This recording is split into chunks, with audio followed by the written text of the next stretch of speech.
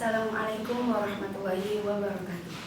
Selamat datang di podcast Al-Fatah Putri 2, ruang diskusi yang membahas hazanah keilmuan Islam, tradisi pesantren, dan dinamika pendidikan tinggi keagamaan. Pernahkah kita bertanya mengenai apa itu sistem pendidikan Mahat Ali?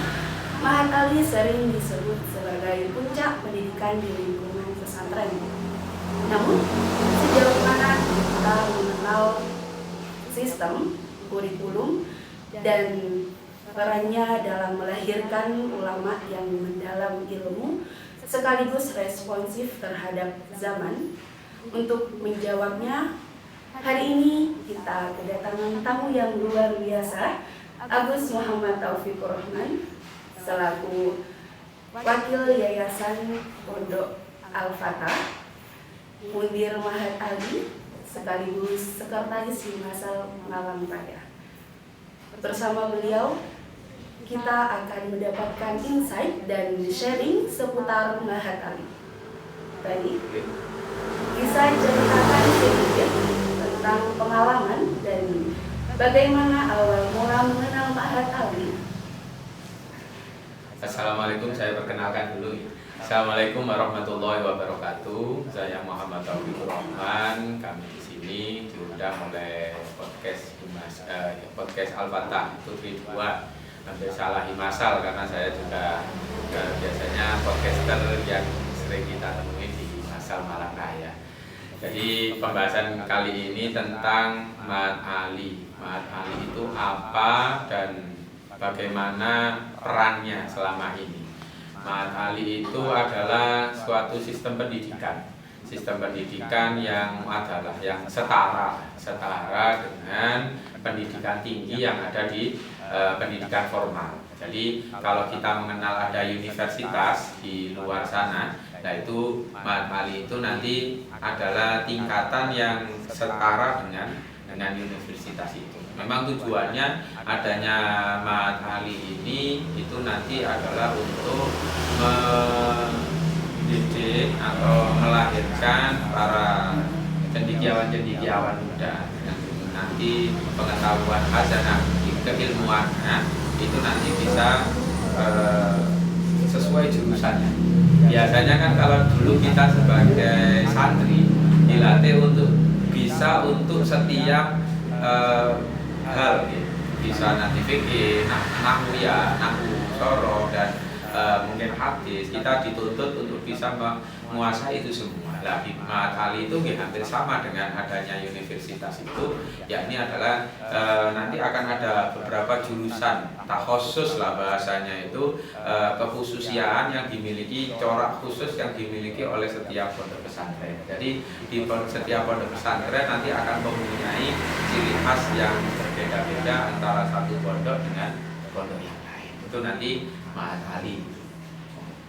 Kemudian kira-kira apa ada perbedaan antara Mahat Ali dan pendidikan Islam pada umumnya? Kalau kita pendidikan Islam pada umumnya itu nanti Mahat Ali itu aslinya bagian dari pembelajaran diniyah itu. Jadi yang dulu ketika kita itu seumpama lulusan pesantren, mungkin banyak yang mempertanyakan kemudian ijazahnya itu nanti bisa untuk apa, ijazahnya itu nanti bisa untuk seumpama masuk dalam pekerjaan apa dan yang lain, buat apa mondok. Banyak yang mempertanyakan ijazahnya itu nanti tidak bisa digunakan dalam birokrasi kita di Indonesia. Akhirnya adanya Mahat Ali itu menjawab tantangan itu. Jadi Mahat Ali itu menjawab tantangan itu untuk memberikan wadah bagi para santri-santri yang nanti ingin berkarir. Jadi nanti untuk ijazahnya diterima di universitas lain. Contoh mungkin seperti menantunya Gus Hakim, menantunya Gus Mufli itu Mahat Ali-nya marhalah sani. Marhalah sani itu sama dengan S2 kalau secara seteratanya itu nanti di S2 di Lirboyo. Nah sekarang melanjutkan studinya di Yordania itu pakai syahadah atau ijazah dari Mahat Ali. Jadi yang dulu mungkin pendidikan pesantren itu kurang dilirik ya, karena nanti outputnya nanti menuju kemana, ternyata sekarang itu sudah bisa diterima. Jadi akhirnya kekhawatiran wali santri yang dulu mungkin banyak yang kenapa niku mempertanyakan nanti anak saya lulus dari pondok pesantren itu nanti mau kerja apa, kemudian ijazahnya nanti itu setara dengan apa. Lah dengan adanya Mahat Ali itu akhirnya menjawab tantangan itu, sehingga kita sebagai jebolan pesantren keumpama nanti masuk dalam birokrasi kenegaraan, menjadi karyawan di Kemenak atau mungkin menjadi penyuluh yang pokoknya yang membutuhkan ijazah-ijazah itu sudah bisa diterima dengan menggunakan ijazah Mahat Ali itu. Tantangan terbesar Mahat Ali dalam menjawab beberapa pertanyaan kontemporer itu seperti apa? Oh iya. Jadi pertanyaan kontemporer ini maksudnya bagaimana itu? Untuk bagaimana maksudnya pertanyaan kontemporer itu kekinian? Ya, yang lagi pada zaman sekarang. Oh iya. Jadi di Mahat Ali seperti contoh kita ambil yang ada di Al-Fatah, kita akan mengiblat di Mahat Ali yang ada di Pondok Arifai. Jadi tahasusnya itu adalah fikih mar'ah. Fikih mar'ah yakni adalah kalau secara nanti kita lulusnya itu nanti berarti sarjana fikih dan usul fikih. SFU kalau sekarang itu sudah sudah diresmikan istilahnya, nanti sarjana fikih dan usul fikih itu SFU. Jadi nanti akhirnya jebolan-jebolan dari Mahat Ali itu nanti biasanya yang belajarnya itu nanti kepada seluruh pelajaran, maka nanti dia akan ada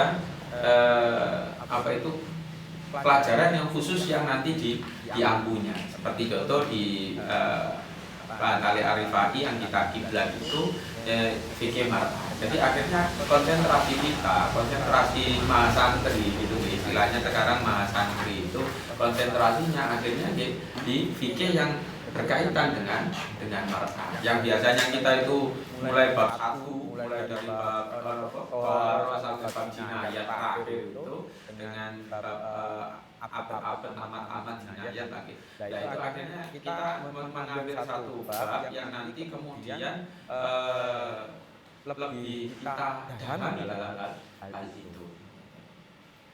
Kemudian untuk sistem pembelajaran Mahat Ali, apakah masih full dengan menggunakan kitab ini? Iya, jadi nanti corak pesantrennya tidak berkurang sama sekali. Kita tetap menggunakan pembelajaran kitab-kitab yang nanti kitab kuning yang mutabaroh, tetap mutabaroh. Jadi walaupun nanti kita menggunakan kitab-kitab kontemporer seperti hanya kalau di Arifai itu menggunakan kitab Wasis. Kitab Wasis itu usul fikih yang kemudian juga kitabnya itu kontemporer yang kekinian. Jadi penyusunannya itu nanti sudah tidak seperti dulu. Jadi kalau kitab lama itu kan nanti langsung pembahasan, kita tidak tahu POV-nya, point of view-nya yang mana. Nah kalau kitab kontemporer itu kan sudah langsung perbab seperti itu. Jadi nanti menggunakan kitab-kitab yang nanti tetap mutabaroh. Seperti mungkin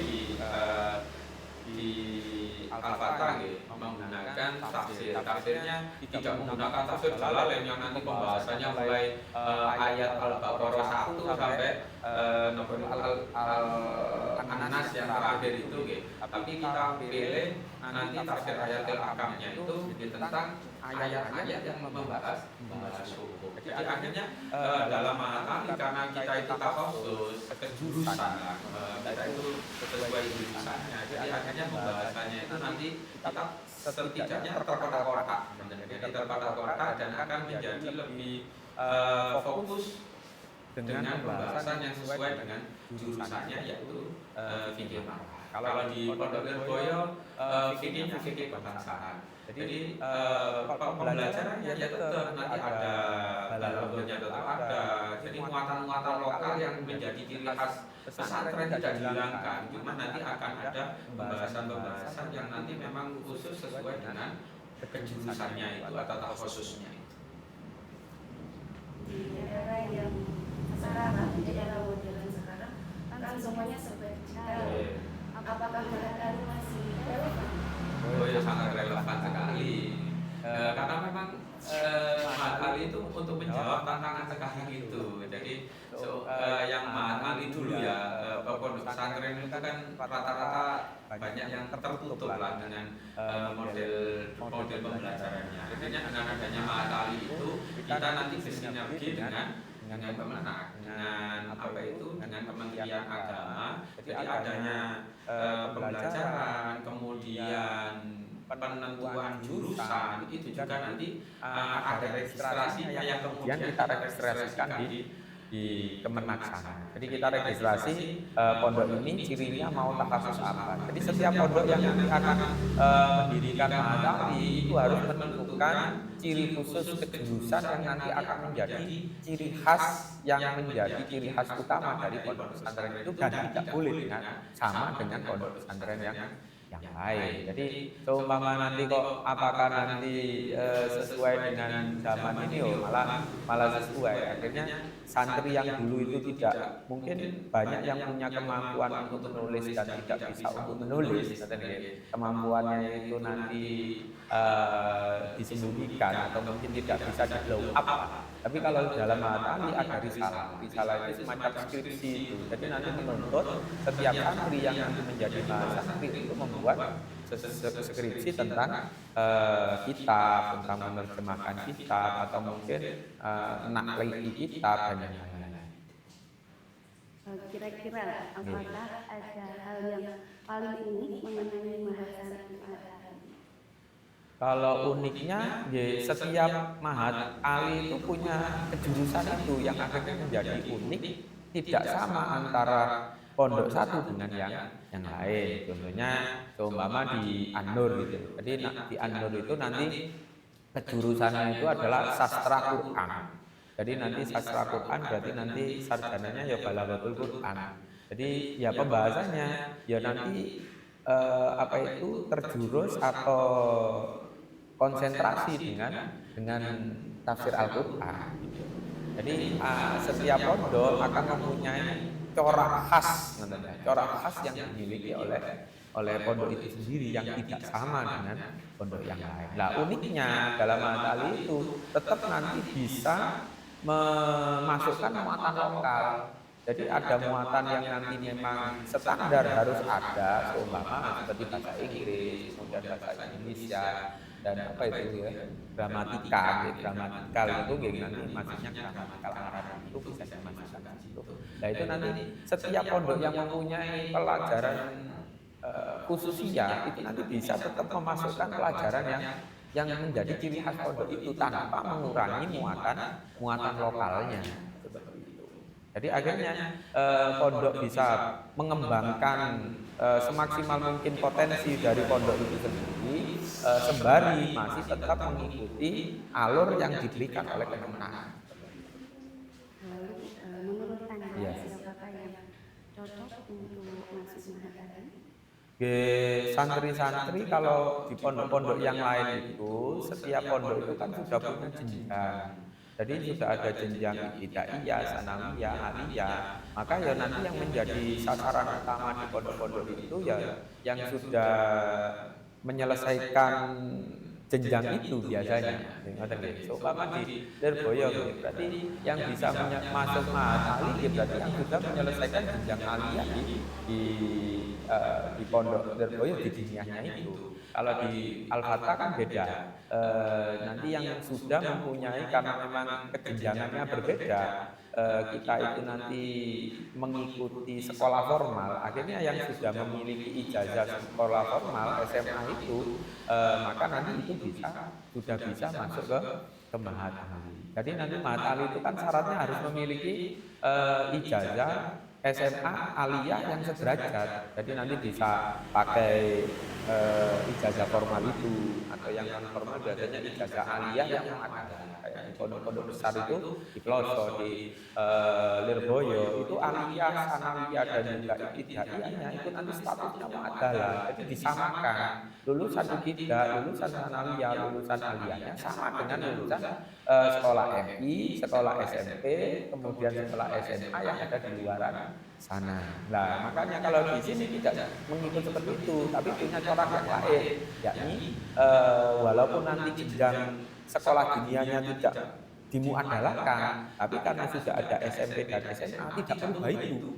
Jadi nanti tetap untuk mendaftarkan kita masuk dalam Mahat Ali, kita masuknya nanti lewat ijazah dari formal itu bisa seperti itu. Jadi akhirnya yang dulu seumpama SMA itu nanti sejajarnya atau nanti liniernya itu nanti masuk universitas, seumpama tidak masuk universitas ingin mendalami agama, masuk ke Mahat Ali malah lebih bisa mendalami agamanya. Cuma ya harus memang punya kemampuan untuk di pelajaran diniahnya. Kalau kita bicara pondok salaf ya berarti harus bisa maknani, kemudian membaca kitab secara klasikal itu, membaca Arab, kemudian maknani di Qur'an.